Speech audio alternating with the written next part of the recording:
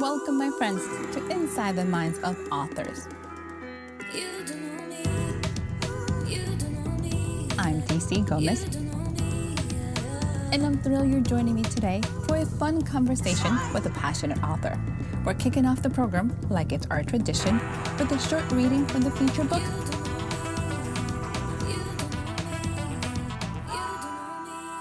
I hope you guys enjoy it. Let's get started. Hi there, this is Don Sawyer, and I'm talking to you from Ontario, Canada. I'm an educator and author. I've had several Canadian bestsellers, and I've just brought out a book I'm really excited about called The Burning Gym. And it's a complete departure from anything I've done in the past because it's an urban fantasy. And although I've been fascinated by fantasy ever since I was young, and Tolkien took me to different worlds, and thank God, very different from the one I lived in. That ability to transform the idea of using words to actually take people to another world, to come up with another reality, as the word that we use is world building, has always been something I wanted to do. And with this book, I feel pretty confident that I've done it. I think what we've got is a pretty exciting adventure, but also with a bit of content. So I'm going to start off right from the beginning, which will give us a bit of context for the book. And it will also speak to the title, The Burning Gym. D'Angelo sighed and emerged from under the cloth, still holding the shutter bulb in his hand.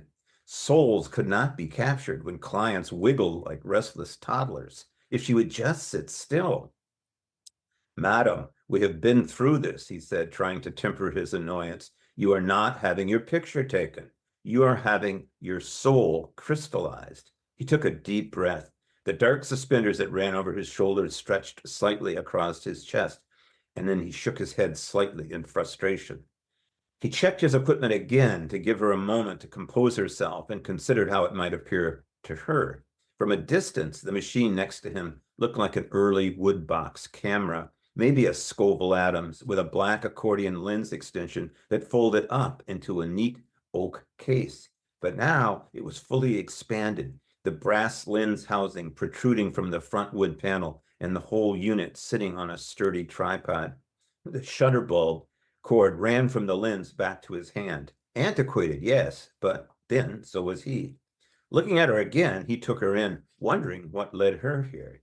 Not that he particularly cared. They came and went. He did his job and moved on. There was nothing particularly striking about the woman, apart perhaps from her bright red hair, which tumbled in long curling ringlets down her back. Her thin white face was rather plain, except for light brown freckles on her small nose. Scarlet red lipstick, clearly chosen to imitate the color of her hair, emphasized full red lips. And her eyes, which were a surprising emerald green. Please, madam, he continued, his voice betraying his exasperation, you must hold perfectly still for a full 30 seconds. She shifted uncomfortably in her metal lawn chair, smoothed down the front of the long white dress she wore, and brushed her hair back. I'm sorry, she apologized, and please call me Barbara, but 30 seconds is a really long time to stay perfectly still. She scrunched up her nose. You know, I've had lots of photos taken in studios, and they never took this long, at least not the same pose. He shook his head again, almost imperceptibly. It was not a portrait session. How many times must he explain? Despite his best efforts, sometimes his clients were so trying, impatient, demanding, stupid. This woman was none of those, just fidgety, but he still found his own patience wearing thin. Perhaps he'd been at this too long, catering to celebrities or nouveau riche, looking for some sort of identity, or CEOs of mid-range corporations, arrogant and brusque. But they had the money. Who else would pay $50,000 for a gemstone, the shape and color of their soul? And somehow they sent out the call. He rubbed his left hand across his eyes. This will be the fourth attempt, Barbara. Yes, please try to hold still. She settled reluctantly into her chair. It's so hot. Don't you find it warm in those wool trousers? She looked down at her dress, a lacy affair, the man thought made her look like an extra from Gone with the Wind, and tugged at the high neckline that was choking her. He walked to the front of the machine and ducked back under the hood, the bulb held waist high in his left hand. Yes, madam, it is warm indeed. Now, are we ready? The woman sat up straight and looked directly into the purple lens of the machine. Barbara, she corrected. This time I'll hold my breath. Good, he replied from under the black cloth. Then this time we should have no trouble, yes? She did not reply. So I will recalibrate the transformer, and when done, I will squeeze the bulb, yes? Hearing nothing, he continued. The lens will glow bright red for 30 seconds, and the beams will be projected through your eyes. During that brief period, I will monitor to ensure your soul is fully and accurately encapsulated. And during that time, I cannot be disturbed, and you cannot move, and especially do not blink your eyes. Yes? She nodded. Madam, do we understand each other? He demanded from inside the hood. His growing exasperation gave an edge to his voice. Oh, sorry. Yes, yes, she said loudly. I promise. Excellent. There was a brief pause. All right, here we go. 1, 2, 3. She stilled and held her breath. A metallic click emanated from the machine as D'Angelo squeezed the bulb, and then the lens began to glow, brighter and brighter until a twin beam of red light shot outwards like a laser pointer directly into the sitting woman's eyes. She started a bit, then caught herself and managed to stare unblinking into the lens.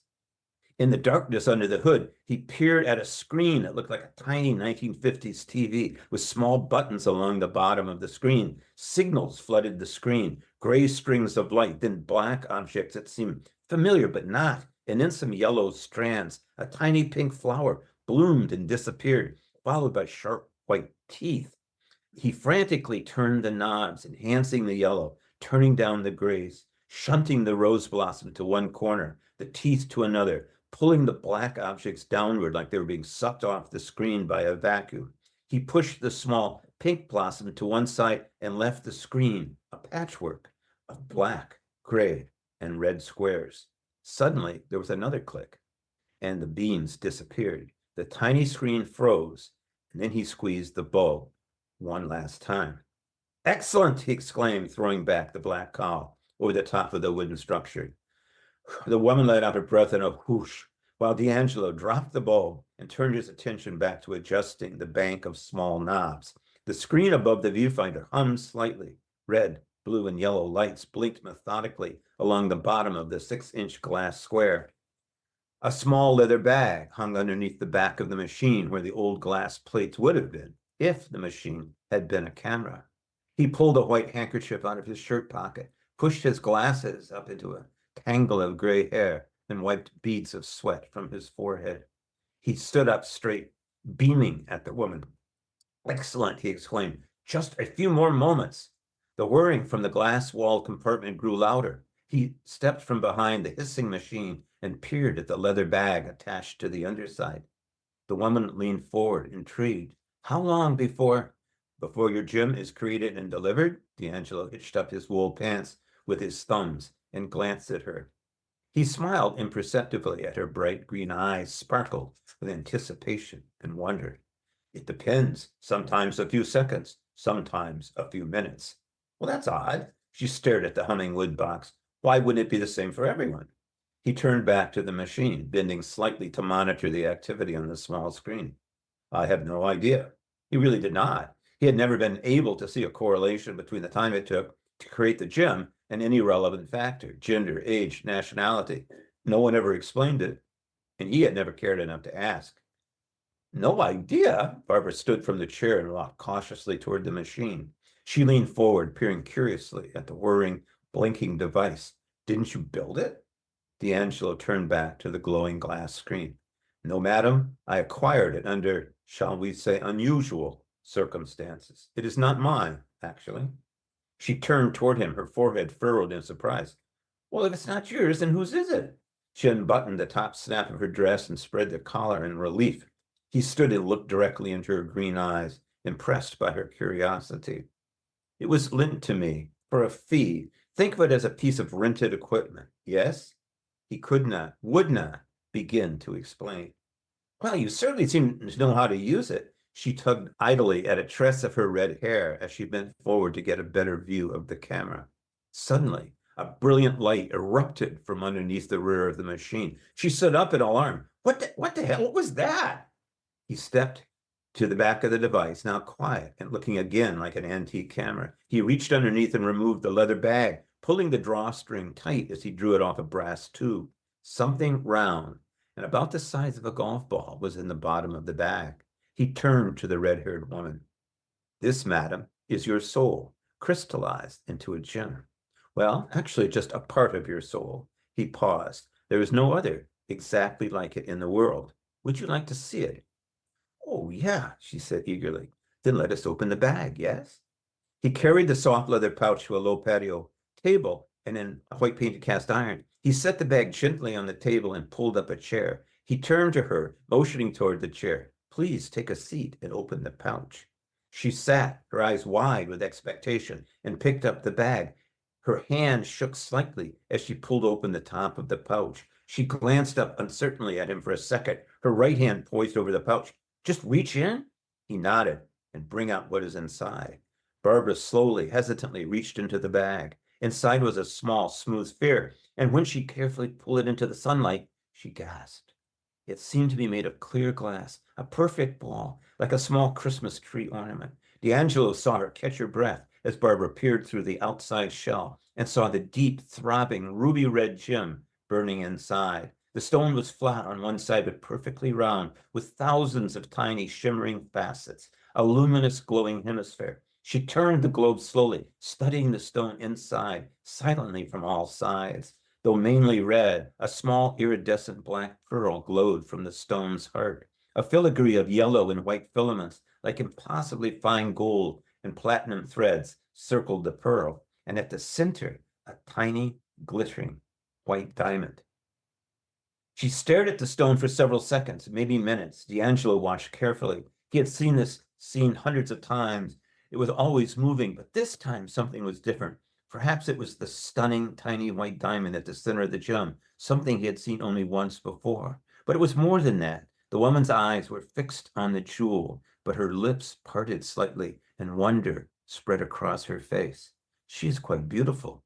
The thought was as unexpected as it was uncomfortable. It is lovely, yes?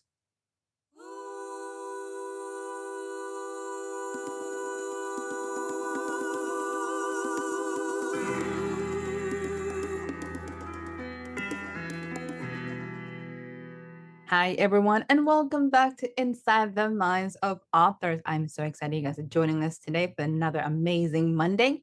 We have a great author and a really exciting book, so I can't wait to dive in. If you're new to the podcast, go ahead and subscribe. You don't want to miss a single episode. We're here Monday nights with new authors and new books, but we're going to jump in. Hello, Mr. Don. How are you? I'm fine. Thank you very much. And it's a real pleasure to be on your show.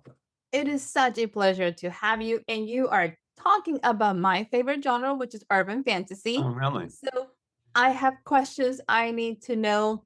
Where did this idea come from? And what is this book about? Tell us. Okay, well, as far as what the book is about, I hate to do this, but the blurb that I have is probably about as good as any. But then I don't want to overdo it, but it kind of encapsulates it. The burning gem spins from a chance meeting of a woman ready for adventure after years in a loveless marriage. She lives in this kind of empty suburban with this philandering husband. Barbara has always had an uncanny ability to read others, but her full empathic skills emerge only after a part of her soul is crystallized into a flaming gem. And this is, of course, what the novel rotates around, is this gem and the gem maker. And it turns out there's more than one. Desperate to escape her soul-crushing suburban life and reconnect with the mysterious man who made her gem, she makes her way on foot through the terrifying New York subway system to find an abandoned station. He leaves because she's so desperate to get out of this mess that she's in. She tries to find him, but the only clue she has is a card he left, which, as she tries to interpret it, directs her to a station in the New York subway system that hasn't been used in 60 years. And when she asks about the track that it leaves from, that hasn't been used since Roosevelt's days. So she figures the only way she's going to be able to do this, to get to this abandoned station, is walk the subway, and that's what she does. And she finally does locate this guy in this bizarre apartment building. Zoltan, The gym maker lives in an existence of opulent bitterness. Along with a network of other agents, his job is to catch souls and form them into magnificent jewels. He works with referrals only, and his clients, like rising CEOs, ambitious politicians, vainglorious religious leaders, are selected as of no concern to him. He is 110 years old. While Zoltan's contract with the hideous Mester, who may or may not be human, we never do determine that entirely, promises him wealth and extended life, it also prohibits him from touching another person or sharing his true name. Zoltan risks everything to discover the true nature of the sinister cabal he is part of. When Barbara crashes in on his life that has been basically frozen for like 50, 60 years, everything changes. And at this point, he realizes he's part of something much darker and much larger than he was aware of. But the base of their operations is a long forgotten 1873 subway terminal, now transformed into the market, a hidden community of seers, shapeshifters, artisans with extraordinary skills, keepers of ancient knowledge. From here, Barbara and Zoltan follow leads that take them to the ruined bars and dark alleys of Budapest in a desperate race to find the truth and neutralize the Mester before he kills them. So there's a lot of elements in there, as you can see. And I mean, what I'm trying to do, of course, is I want to make it fairly fast paced so people enjoy reading it. But also the characters, I really enjoyed developing the characters. I think they're interesting, the issues that they're confronting, what motivates them. And, she in particular caught in this loveless marriage and ready to roll the dice to get out. And then this guy who, the gym maker, turns out, like I say, has been basically calcified in this life for like 80 years since his only love died many, many years ago. Of course, she has a little trouble dealing with the fact he's 110 years old. And when she sort of questions him, she said, geez, I don't know. I'd heard you got to be careful about, psychotics. You're not supposed to really question him. And he said, yeah, but I really am 110 years. He said, I look pretty good for my age, don't you think? So Where did the idea come from and all these elements that you're pulling together? it's part of something called a soul catcher series. And as you probably know, in the late 19th century, when photographers were documenting in Amerindian people across both the United States and Canada, guys like Curtis. And this is maybe apocryphal, but it comes from a lot of different sources. Many of the subjects refused to have their pictures taken because they believed the camera captured their soul. And I thought it quite interesting because, I mean, when you think about it, in a way, they're right. I mean, this lens clicks, and then there's this picture of you, but it's frozen. It's not you. You continue to age and change, but this picture doesn't. So in a way, it's crystallized a bit of you. So I always found that fascinating. I thought it was an interesting concept. And I said, well, what if there really was a machine that could do that? But instead of putting it on paper, would encapsulate it into a gemstone. And it turns out that that gemstone is not neutral, but used by a cabal of a special interest group to promote its own world domination, to try to convince everybody that those people who rule are meant to rule by some divine right. And it turns out that the jewels are one part of a much larger strategy to achieve disharmony, to promote hatred and division, to enhance tribalism and an identity that splits us apart instead of brings us together, because that way people are weak and unable to respond. So that's part of the larger construct. I love the fact that you pointed to the way to the soul is through the eyes kind of thing. So Yeah. the concept that you're playing with, I'm like, that is just beautiful. And many people have heard about it. So the idea that a photo could capture your soul has been Yeah. something passed through our generations that be like, I like the twist behind it. You're looking at making this into a series. How many books are you looking for? Yeah, there's two right now. This particular story arc is 2 volumes. The second volume is complete, and I'm happy to report will be published by Castle Bridge in May of 2025.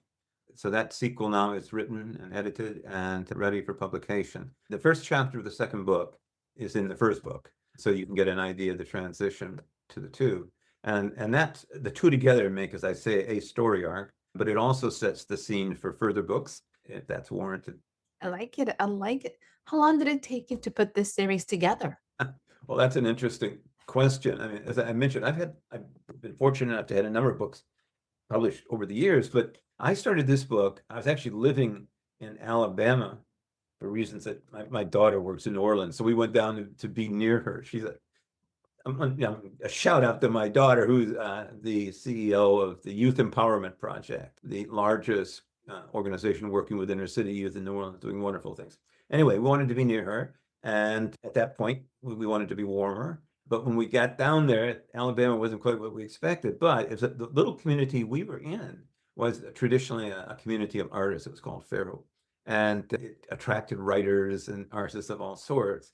A number of the people there who were writers that I got to know started a writers group. And so we started writing. And so that's how it got started. And that was like 8 years ago. And by the time we left, and we left after the 2016 election, came back to Canada, the basic characters and story arc were established. And then I was able to sort of work on it off and on as I did other things. You know, I'm retired, obviously, and have been for some time, but also a lot. I've been working in various aspects of things. So it took a long time, but it was also written simultaneously. So there were actually the two books written as one, and then dividing them up into two. And again, a shout out to an editor I hired who did a wonderful job helping me do that. And I think that's something writers need to keep in mind, particularly people who think that, like, this is a great publisher, but it's a small independent house. They don't have the kind of editorial, editorial skills that a lot of the larger publishers have. So to be able to access a professional editor at your own expense, but to really help you create a book that's sharp, well written. The criticisms were things like, what does Barbara think here? I want to know about her point of view. I want to know her deep point of view. Don't just gloss it over. So those sorts of things really made the book much better. And that was kind of fun to do. But that went over a long period of time. And then you got this, well, in my case, a 190,000 page book. And, 25 agents had no interest in it because it was too long. So I said, okay. So I decided to break it into two. And then almost immediately I had two offers on it. And so that's where we are now. I'm very glad the fact that you talked about editors, because sometimes people's like, well, what if I can't afford it? There's options for editors, but editors have a way of polishing everything and bringing a perspective that sometimes an author is Absolutely. outside of our head. I love them. So yes.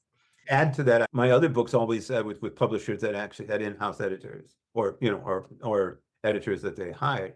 And in those situations, there was always a certain tension, right? This editor's trying to ruin my book, and I'm not going to let them. And they aren't, of course. And for the most part, their attention has always improved my work. But here was a situation where I'm hiring the editor. She couldn't care less what I did with it. Fine me. Her only job was to help me improve the book. And so it was kind of an interesting relationship. And as you say, it made me a better writer as well as writing a better book. It gives it an extra edge, and it helps you to fine tune those things that sometimes are all in our head and need somebody else to point it out.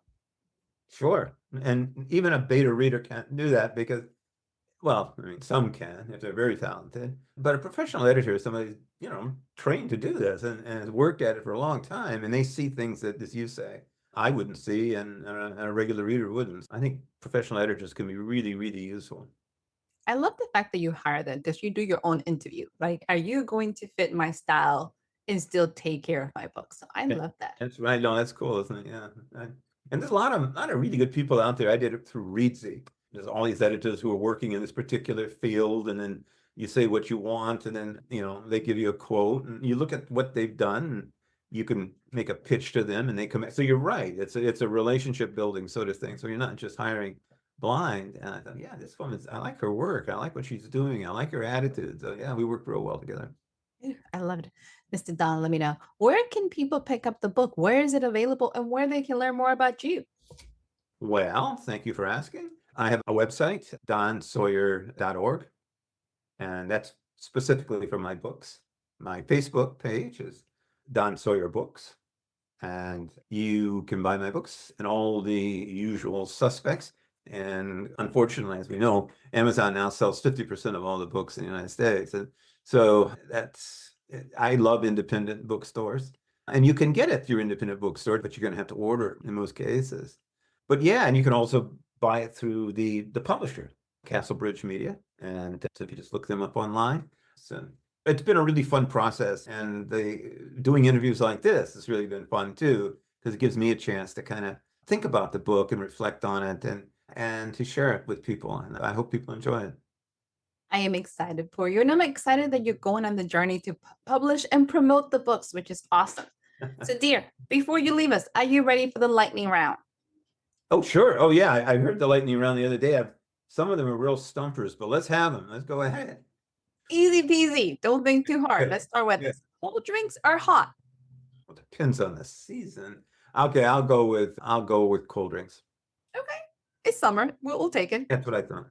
Sweet or sour? Sweet Breakfast or dinner? dinner. Okay. Beach or lake? Beach or lake? Beach. Okay. Here's the last one. A little different. If you could be any Disney villain, who will you be? Oh, this is gonna date me. Was Captain Hook? Was Peter Pan Disney? I'm gonna go with Captain Hook. Okay. I love it. Do you have any closing remarks for us? No, it's been fun. I must say, you mentioned being part of the whole promotional thing. This is such a departure from my past books. The publishing world has changed so dramatically, and promotion has changed so dramatically. My God. And also, this is the first book I've had published in the States. So all of those things have made this a real new adventure for me. I mean, I didn't even know I knew there were podcasts like yours, but I didn't realize that how critical they are to promoting books these days. This is the way books get known. It's the way authors get known. Well, that wasn't the case, 15 years ago. And I'd write a book, the publisher would take it, and he would send it to some newspapers, and they would review it, and Bob's your uncle. But this is such a new world out there. It's really, really been fascinating. We're changing so fast, and people want to connect with authors as such a close and intimate relationship that is really, really a lot of fun. Well, I can see that, and I must say, I mean, I begin to get that feeling, that people really do. That's a neat part of it, because you were pretty anonymous before. Someone would call you up and I'd like to do an interview with you. Oh, sure, and then maybe on CBC or something like that. It was detached from you. I mean, this is like about us, and and that kind of thing. I really love it. The whole idea, what you're doing. It is changing the conversation, and people want to know more about the author before they pick up the book, which has become night and day. So yes, Something. And how long have you been doing this? this is going to be episode, believe it or not, 210. Oh my God, It's been a few years. Yes. well, good for you. Thank you. And you've seen things change a lot too in that length of time. I've been publishing for over 7 years, but this is definitely episode 210, and the world is different completely. So it's fun. Well, you can imagine me. I'm 77. You can imagine how the world is different for me. But Enjoy. I'm enjoying it. Listen, Don, thank you so much for joining us. Want to hear when you come back for the next book next year. We want to know what the process is and how you're doing. And thank you so much for joining us. Well, thank you for having me. I really enjoyed it. And to our listeners, go ahead and check out the books. Check out Mr. Don and all of his collections. And we'll be back next week with another amazing author. Bye.